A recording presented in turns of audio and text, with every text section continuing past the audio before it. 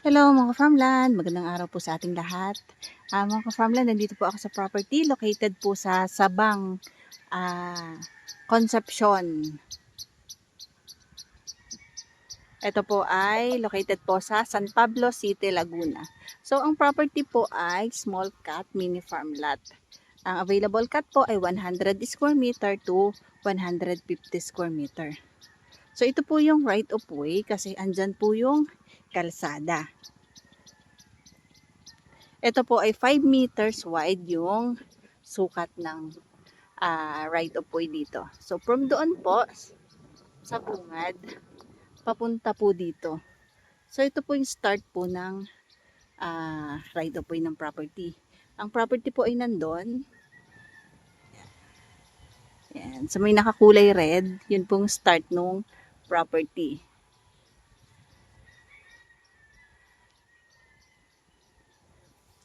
Yan. So ito po yung right of way, galing po doon. Yan po ay subdivided din. At may mga provided po yan na daan. Mountain view po dito. Kita po ang bundok. So ipapakita ko lang po sa inyo. Ito po, right of way po ito.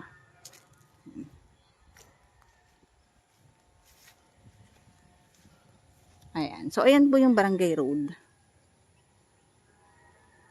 And ayan po yung bundok.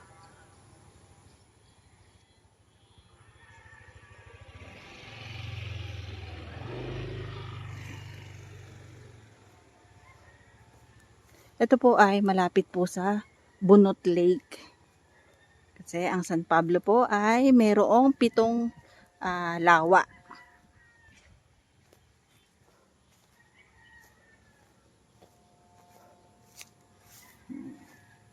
So itong nilalakaran ko mga farmland, ito po yung right of way papasok po sa property. Ito po na may i-develop. Tatambakan po yan, aayusin. Pero as of now po is pasok po ang sasakyan papunta po sa property. Simula po sa pader hanggang dito po, yan po ang kalsada. Papasok po dun sa pinakalote.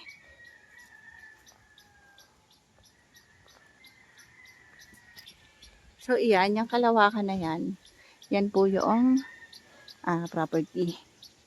Mamimili na lang po kayo kung saan nyo po gusto, kung saan yung gusto nyong pwesto. So mga farmland, ito po ay may mga muhuna din. So kita nyo po kung gaano kalaki yung magugustuhan yung property.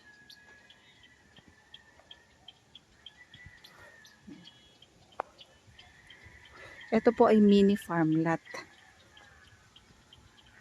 Hindi po ito exclusive subdivision.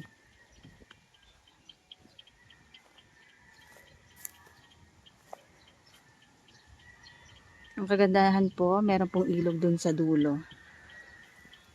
Ito mga farmland ay 2 years to pay at 30% down payment. Then ang balance po ay payable in 24 months.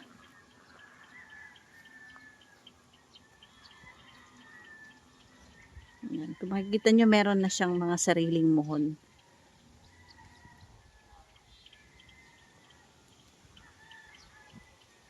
Ngayon ay papalubog na po ang araw. So, dyan siya.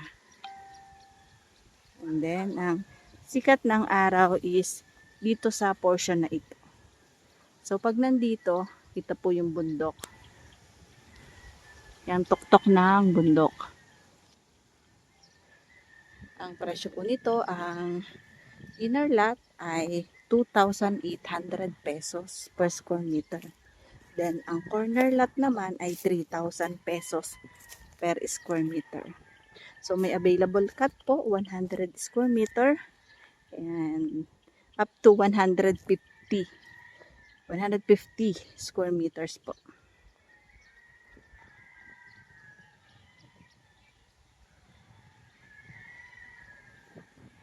Mga farmland, ito po ay patag na patag at ang kagandahan po dito is mataas po yung location ng property. Wala pong baha, so hindi siya binabaha.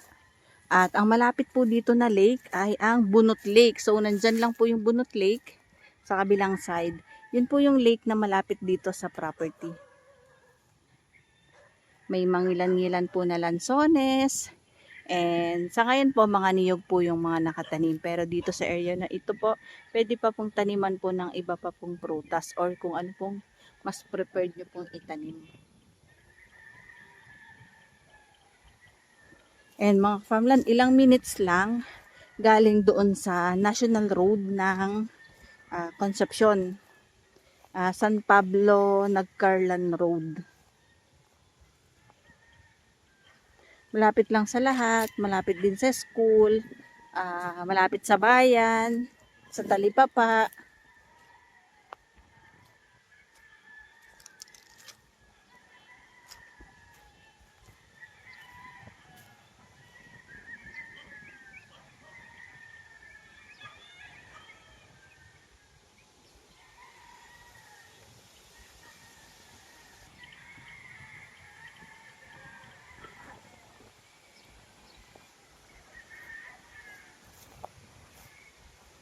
Ito po para dun sa mga naghahanap ng pang-retirement place nila. Maganda din po ito. Isa din po ito sa pwede ko pong may offer sa inyo at doon po sa mga client po na sinasabi nga nila na mababa lang yung kanilang budget. So, pwede din po ito sa inyo at maganda din po kasi installment. So, hindi po ganoon kabigat. And doon sa mga client natin, mga OFW, na gustong makasadya o makapag-invest na hindi ganon kalaki ang binabayaran buwan-buwan, maganda din po itong property. Pwede din po. Message lang po kayo if ever po napapaschedule kayo ng viewing. At anytime naman po, meron pong pwedeng mag-assist sa inyo dito sa property. Ayan, meron siyang mga lansones, pero dito na lang sa portion na ito. So, ayan, madami pa pong available.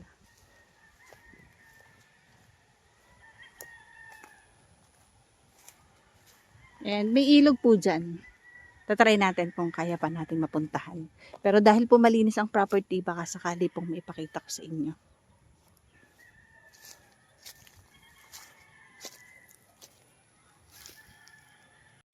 Ang pinaka-nearest landmark po dito ay Shell po. Barangay Concepcion.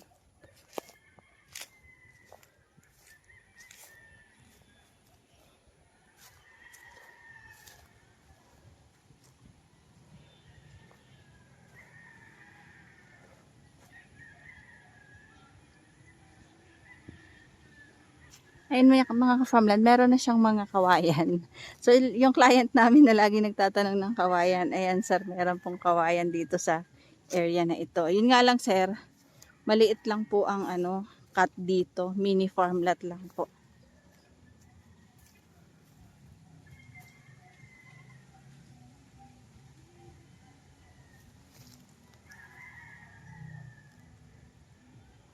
Gandang property mga ka-farmland.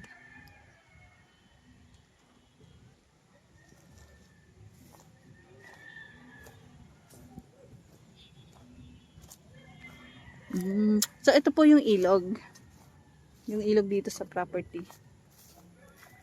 Ang kagandahan po dito, may source po ng tubig, may source ng kuryente, malakas ang signal ng cellphone at internet connection.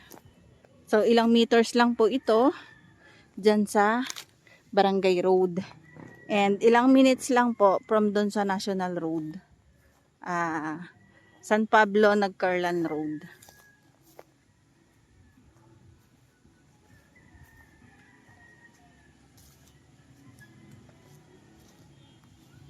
So, andyan yung tubig sa side na yan, yung ilog. Mataas po naman.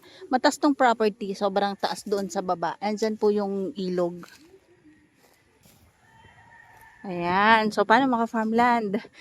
Sana nagustuhan nyo tong video namin na ito. And, alam nyo na po kung paano po kukontakin si Ka Farmland TV.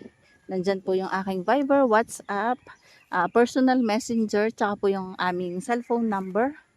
At, sa amin pong mga client, minsan nakontak po siya kay Batang Alae. Yun po yung mister ko. Kaya, minsan hindi niya po nasasagot. sa akin po kayo mag-call or mag-message po. Kasi yung sa Facebook niya po, sinishare lang din po niya yung mga nabablog namin na property. Ayan, ito mga farmland. So, ito yung nilalaman ng property. Ayan, siguro nakita nyo naman kung gaano siya kaganda. And, accessible naman.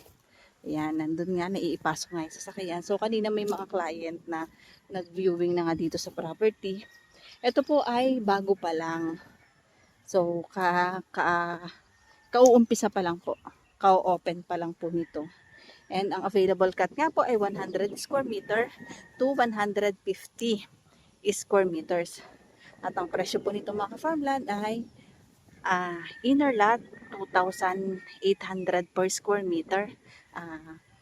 Corner lot ay 3,000. So sa halagang 280,000 po, meron ka ng mai-invest o masasadya na lote. At yun po mga farmland ay hulugan pa. So saan ka pa? Tara na!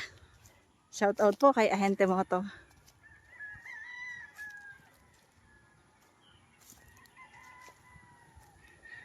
Ayan. So ito po yung kabuuan ng property.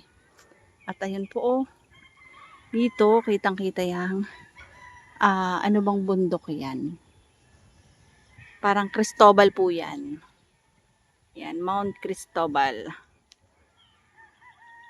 At si Mr. Ka Farmland. Yan. So paano mga farmland? Bye-bye po. See you for the next videos. God bless po sa ating lahat. Maraming salamat po sa lahat ng aming viewers, followers, and subscribers. Bye-bye!